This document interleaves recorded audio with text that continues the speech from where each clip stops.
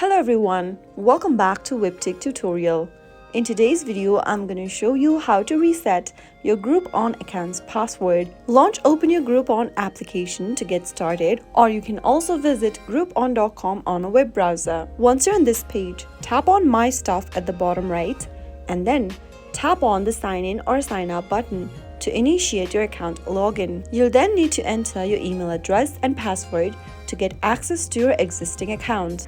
If you're having trouble remembering your password, simply tap on the Forgot Password link beneath the password box. Now, enter your valid email address that is associated with your account in the email pop-up. Once you are done, tap on Send. You'll then receive a reset link emailed to you. Go ahead and open up your email inbox and open up the Groupon email that you received. Now you'll be able to see this link where you'll need to tap on Set Password, open up with a web browser, and then it'll take you to Groupon.com. You can now set a new password for your account. Type in the new password you'd like to create for your account and retype in the password one more time in the password confirmation box. Finally, tap on Set Password. Next time you log into your account, make sure to enter the new password that you just reset to, and you'll be able to access your account again. So that is how you can easily reset your password for Groupon. If you found the video to be helpful,